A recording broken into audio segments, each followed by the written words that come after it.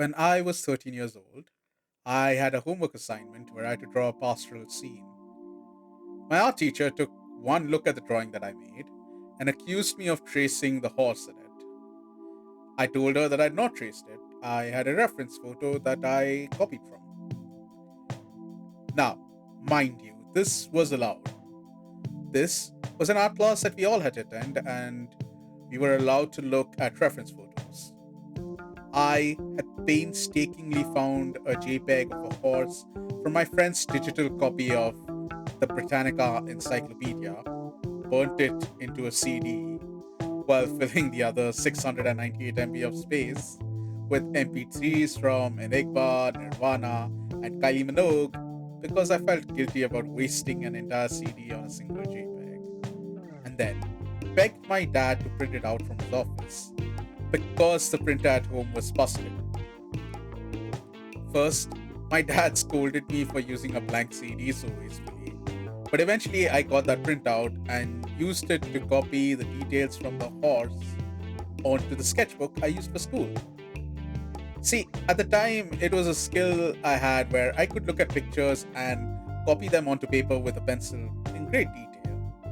It was the one thing I was really good at as a 13-year-old, and I found the insinuation that I used tracing paper to do basically thrice the effort insulting. I cried and insisted that I'd used reference photos as the rules intended, and then my art teacher said something that struck the deepest and nastiest blow. She said that she knew I was lying because I was an incapable student and I would never amount to anything as an artist. This hit me pretty hard because you see, I went to a pretty prestigious school and my art teacher was a very famous artist. She had been Mother Teresa's personal artist, and after Mother Teresa had passed away, the Vatican had commissioned her to make a final portrait of her. So, if she said that I would never amount to anything as an artist, she had the authority and expertise to back her up. I stopped drawing that day, and I genuinely believed that I would never be an artist. Hi everyone, this is the Artist Blue. I'm here to talk about overcoming demons as an artist. Now, I didn't start this essay off with that story because I hold any bitterness in my heart towards that teacher. She was probably overworked, and I wasn't a very good student in school. She might have been frustrated and spoken to me in anger. I'm sure that she herself doesn't remember any of this. However, that moment stuck with me for a very long time when I was a kid. Drawing was one of the few things I was getting better at, but listening to my teacher really made me internalize this message that she gave me. It wasn't hard to stop drawing. I had to study and do something to improve my grades. Frankly, I felt that if I wasn't good enough at 13, I would never be good enough on time before I graduated high school and went to college. Things were so much more different back then. I believed that I had to figure out what I wanted to do with my life before I turned 16, and then concentrate on doing really well at school before graduating, so that I could study my heart's desire in college and graduate into finding a job in my chosen career. I was very convinced that if I wasn't good enough already by the time I was 13, it was too late and I was running out of time. My teacher's words fueled my anxiety and gave me what I believed was a legitimate reason to quit art because I would never be good at it. This was the first hurdle I took, but it wasn't something I did consciously. See, I never went back to drawing with pencil and paper. When I was around 15 or 16, I found this tutorial on how to use Photoshop to make an alien planet in space. I happened to have a pirated copy of Photoshop from Creative Soup 2, and the instructions were written very clearly and concisely on this website with a lot of screenshots that showed what each step looked like. After a couple of hours of working on this project, I looked at the first piece of CGI I had ever created and genuinely felt proud of myself. I felt like this was a way for me to make art again. I found that as human beings, this is such an important characteristic of people with an artist's soul. We want to create, some way or the other, because we have the audacity to believe in our efforts and that what we do matters. Sometimes we may fail in one avenue, but there is this call in our soul to still create. We might shift focus, but you cannot stop matters. Sometimes we may fail in one avenue, but there is this call in our soul to still create.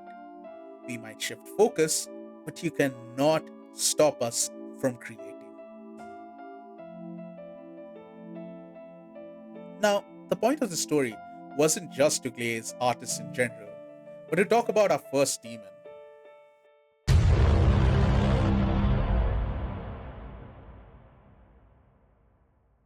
The demon of validation is a strong one that is still really hard for me to overcome, even after all these years as an artist. Back when I was a kid, I wanted recognition from my teachers and the adults in my life. As I grew older, that became validation from my parents so that I could pursue my dreams. It became validation from everyone else on Instagram while I jealously watched accounts grow with followers and likes while I stayed stagnant. It is that demon that I still struggle with today, no matter how good I get or how proud I am of my own work. Without accolades from people, I started to question my own worth. This demon isn't just one that feeds from within, it can show up from other people too. In my culture, being a success in the eyes of people is very important. Every time you start something, the pressure isn't to just be good at it, but to be recognized as the best at it. Failure and mistakes were not steps you went through to get better. They were markers of how far you were from where you needed to be at that moment. If you weren't hitting a milestone, you were failing. And that was an attitude that people carried with them towards everything.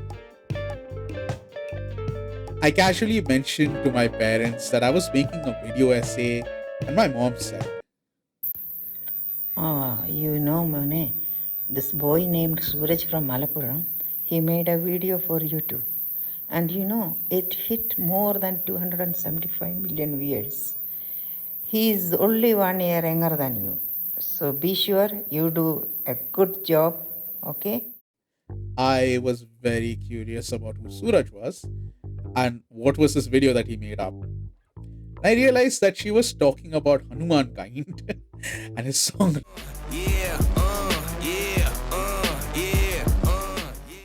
Validation is important, but it's also a form of death to every artist. Early in your journey as an artist, you are at the stage where you have enough good taste to know what something good is supposed to look like, and what you have so far does not match your taste. As much as people talk about art being subjective, you know that you are really judgmental and art is rather objective in your eyes. Something either looks good or it doesn't. At that moment, your art doesn't look good enough for you, and you hope that eventually you will get better enough that people will notice and recognize you. But then, you see someone who isn't as far along in their journey as you are, making a substantial leap in the amount of attention they get from people, and you begin to wonder if perhaps it's just you. Around 12 years ago, there was this photographer down somewhere in the Pacific Northwest who was currently very talented and very famous and had worked with quite a few Hollywood celebrities. When she started out, we would chat online and I was helping her navigate through Photoshop. Now, this is bad on me because I was jealous of her getting a lot of initial success for being a pretty white girl. I wasn't a good friend even though I tried to be, and I did hold a bit of resentment that I wasn't skilled enough to bridge this gap that was created from factors way outside our control. The demon of validation is one that will always feed on you, and in my life, I only met one person who has successfully vanquished it. When I was young, I had heard this harmful adage that you were only as good as the last thing you did. And gosh, has stuck with me in a really bad way. What I have learned is that the demon of validation can be tamed by not letting art and success in art be the way you choose to define your self-worth. What worked for me was finding pride in doing things that made my wife smile. When she started to get frustrated with her Windows laptop, I built one with Linux and made it Sailor Moon themed.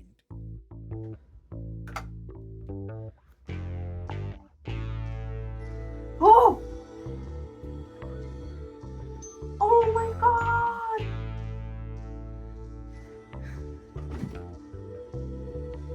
Oh my god, it's so cute! Projects like that started meaning more to me than just being recognized as a really good artist. What works for you might be different and not related to finding joy through a partner. What's important is that there isn't just one answer to control the demon of validation. It's definitely not easy, and there are some days when this demon will still win against you. I stopped working my artwork regularly on Instagram because I got scared of the numbers that I saw and felt bad about not performing as well as I wanted to.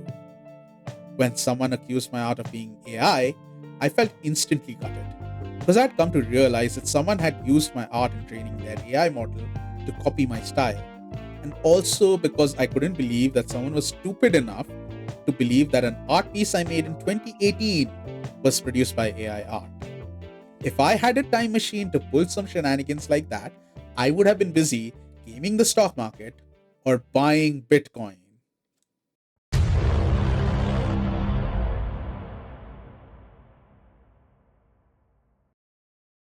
This demon is slightly related to the demon of validation. It is also, in my experience, why AI has become as popular as it has. One of the things that we struggle with as human beings is that not only do we want to be great at something, we want to be perceived as perfect at it. In a lot of jobs that I've had in media, where perfection is also expected with speed and efficiency, it's not just about finishing work perfectly. It's about finishing it quickly too, so that the client is impressed by your speed, or they can meet an arbitrary deadline. Even if you don't work in media/marketing or the corporate world, and you're in a community of only other artists, you find them being complete nerds about certain details that might seem invisible, and try to distinguish themselves as more skilled than others by pointing them out. Non artists are already haunted by the demon of validation. The idea of having to start from zero and work yourself to the point where you can be proud of what you have created is so intimidating. At least that is what I used to think. However, I started paying attention to people who were really trying to use AI generative art in a serious way that wasn't just for memes. It became pretty apparent that those people mostly fell into two categories. The first category were artists who needed the expertise of other artists for their artwork but couldn't afford to pay them. For example, I think of amateur writers who have been working on this epic novel that is truly a wonderful piece of literature, but know that in order to get people to read their book and give it a chance, they need gorgeous cover art that'll grab their attention and pick up that book.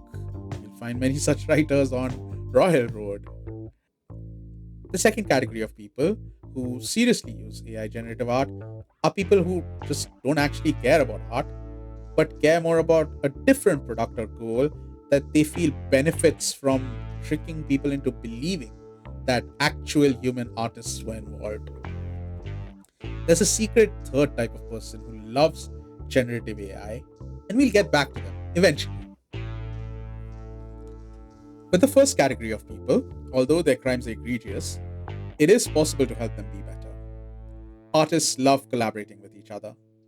Even if one artist won't collaborate with you, if you are patient and spend time supporting other artists and are generally nice with one another, there is a chance that there will be another artist who will most probably want to work with you. I live in Edmonton, Alberta, and people jokingly refer to it as Deadmonton. There's another running joke where people say, still stuck in Edmonton, where people talk about how Edmonton is like a pit stop in their lives and careers, and for some people, they find themselves stuck in that place instead of moving on to something better. I disagree with those people because usually they are from Calgary.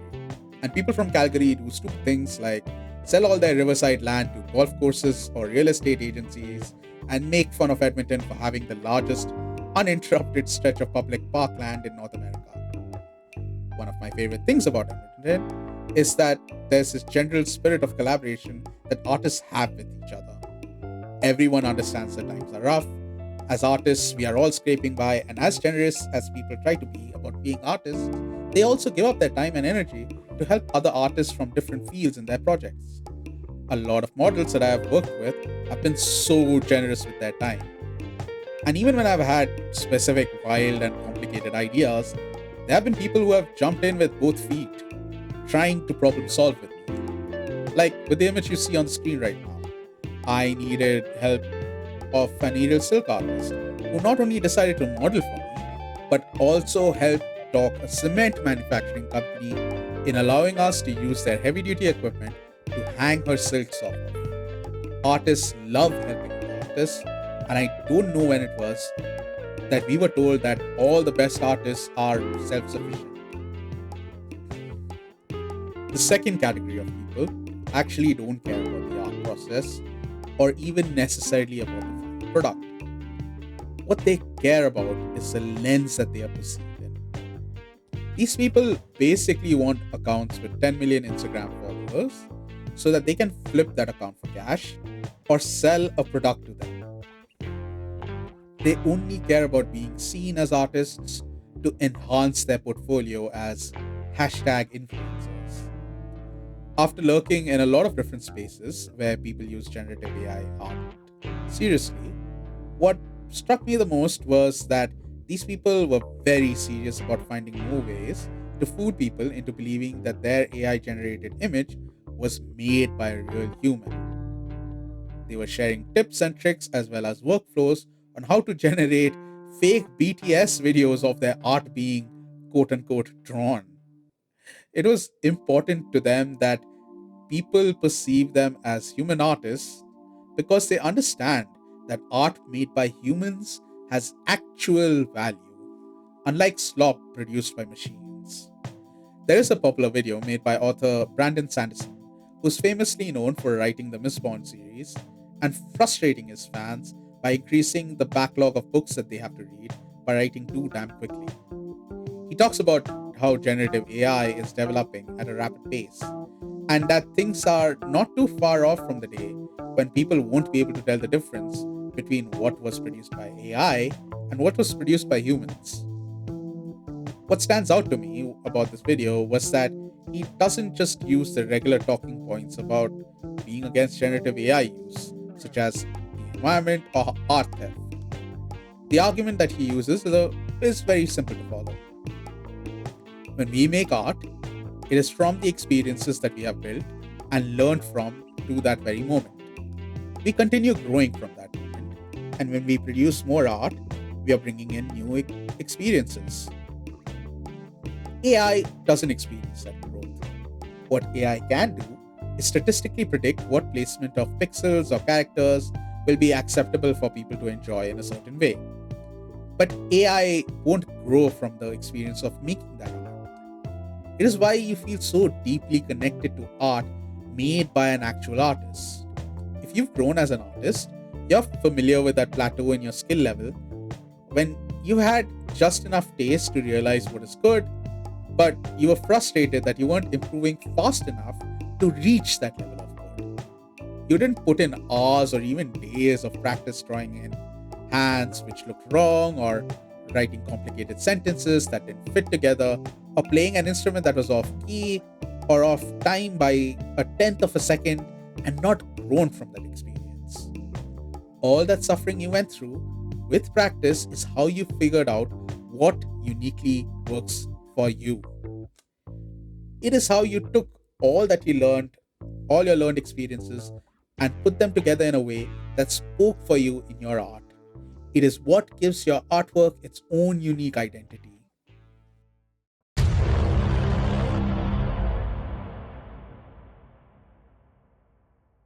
So, it's really easy for Brandon Sanderson to talk about your artwork having a unique identity, given the fact that he just made a massive deal with Apple TV, where he not only made a generational amount of money, but he still retained full creative control of his creative properties. The man raised nearly $100 million through crowdfunding previously. The amount of money that Apple TV has paid him must be so obscene that it hasn't even been mentioned in any of the news articles I was looking up about this deal while researching the story, while looking this up, trying to figure out how much did Brandon Sanderson get paid. Buddy here can afford to talk about art having a unique identity because he doesn't have to worry about the same practical considerations like who's paying for tomorrow's dinner and rent that you and I have to. The most egregious demon of them all is the demon of capitalism. When I was a kid, the dream we were sold that the happiest you could be was when you could finally make a living following your passions. As teenagers, we were told that the world was divided into two kinds of people. People who made money by being wage slaves, who bet the knee to corporate life, and then there were people who stuck through the true difficult path and became successful by making money through doing what they love. The reason why capitalism sells this idea to you is so that you become so grateful to have an opportunity to do what you love when others don't have that option. You don't notice that you are also being exploited and taken advantage of. They encourage the idea of being self-sufficient and isolated because it is so much easier to take advantage of you when you don't have a community behind you. When there were those strikes that the Screen Actors Guild engaged in a few years back, they were afraid of background actors being replaced by photospan models of actors being used for perpetuity. The reason why the guild fought so vehemently against the practice wasn't just because background character/actor work is often the entry point for many actors to sometimes get work on set. It was also because they understood that by trying to eliminate the least powerful members of the guild, production companies could thin out their ranks and eventually figure out a way where in the year 2145, the latest summer blockbuster would star Timothy Chalamet, Sydney Sweeney, and Zendaya because the rights to their image and likeness had been purchased by a production company a long time ago, and now actors only found work in live theater or as reference footage for animating 3D character models. Big companies use the excuse of providing efficiency and ease of access to smaller creators and individuals in order to either eventually undercut them or help a larger institution remove more power from individuals and make them more dependent on them. I'm sure you can think of Adobe, who tried to sell you that with Photoshop, you could use their new AI powered select subject tool to quickly extract something from the background. Then, it tried to sell you generative AI tools before using your workflow, data, and art to undercut you completely and sell a product that could emulate you with varying results. Companies are always trying to get rid of you one way or the other. The only issue is that artists are always going to create. See, technology will always advance, and there will be a dip in how popular an art medium is. But people hunger for art in a way where they search for connection. People want to connect with other people. They want to be a part of a story. When you think about sharing a meme with someone, what you're doing is sharing an emotional stimulant with someone else and hope that they can connect with you on that same emotion. Companies have understood that sentiment deeply, and so they have tried their best to destroy that connection as much as they can. It's why the internet feels so empty. There are bots everywhere, and you suddenly feel so disconnected from the people around you because you can't be sure if you're connecting with a person or with an agenda. A couple of years ago, I went to this art exhibition in Victoria, BC. It was an exhibition on Vincent van Gogh. They didn't bring any original paintings or anything, but it was a larger than life exhibition using large projections, etc., which followed Vincent's life. What struck me the most wasn't the awe-inspiring images that I saw. It wasn't the sweeping soundscape or the orchestral score that they crafted. It was a little fact that was tucked away in one corner of the exhibition. Theo Van Gogh was Vincent's younger brother, who supported him for a little over 10 years, particularly when Vincent was active. Theo Van Gogh was an art dealer, and he married Johanna Van Gogh Bonger. Theo died shortly after Vincent's death, and Joe now inherited hundreds of paintings that belonged to Vincent, which at the time had little to no value besides the space that they took up. Joe remembered all the letters that Vincent had sent Theo, which Theo had kept faithfully. Joe took these letters and showed art critics not just the paintings, but the intention with which Vincent had painted them, which were, of course, detailed in the letters. It was through Joe's efforts and brilliant use of marketing that Vincent van Gogh is celebrated as the brilliant artist that he is. She was criticized heavily by Vincent and Theo's youngest sister Elizabeth for eventually publishing the letters in two separate volumes, for exposing family secrets in order to make money. The way I see it, Joe's brilliant business acumen to recognize that Vincent's death meant that no other Van Gogh could ever be produced, besides exposing Vincent's inner thoughts from his letters, allowed her to take a really bad situation and make it profitable. The sad truth of the matter was, because Vincent was pretty bad sociably, even though he was brilliant, he was destined to be an obscure artist and person where he lived. If only it wasn't for Joe's passion to somehow turn a bad situation that she found herself in into something profitable, Vincent would not be remembered today. So, why did I tell you that story? It wasn't just because Vincent had lived relatively obscurely for most of his life, making questionable decisions that drove people away from him.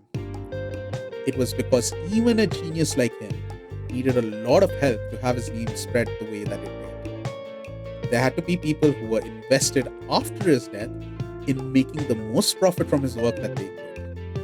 One of the most important lessons I learned as an artist wasn't just about getting technically skilled as an artist, it was about the connections I built through art. It takes a village to survive against the demon of capitalism, and that village is built by friends, acquaintances, casual meetings, and just showing up.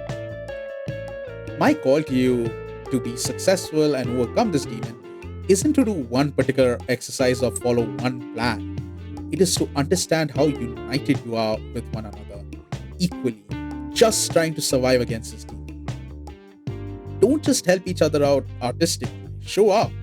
Sit there and listen to people when they are suffering. Help someone clean up when they're struggling. Ask for help when you find yourself at the end of your tether.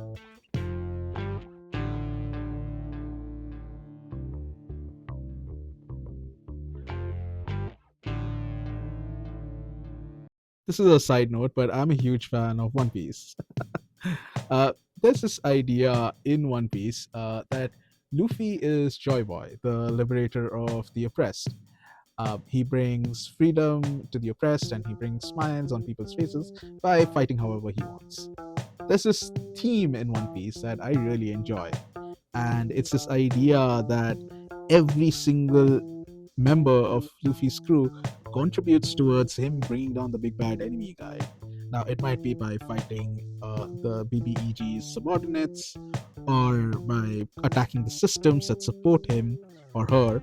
The important thing is, without their help, Luffy would not be as successful as he is. Now, I'm no Joy Boy, but I understand this idea. I inherently understand it. This is a system that's been built to keep us down, and while individual success is great, the only way we can fight back is by standing together and by assisting one another, by supporting and enabling each other. You've been listening to the rants of the artist Blue, and I hope my message reaches you. Feel free to like, subscribe, and share this video with other people if you feel like they also need this message. You can support me on Coffee. Links are down in the description. You can even join my Discord. I'm just trying to create a village of my own where we can enable and support each other. I don't know, like, I know there's a huge mess with Discord right now, but I'm just trying to do the best I can. Thank you for listening, and hey, no matter what, right? No matter what's been going on in your life till now, and no matter what's been your story, the fact that you're here, I'm proud of you. I'm proud of you for surviving life till now and being present here. And I just want you to remember, your existence is resistance. All right, see you around and take care.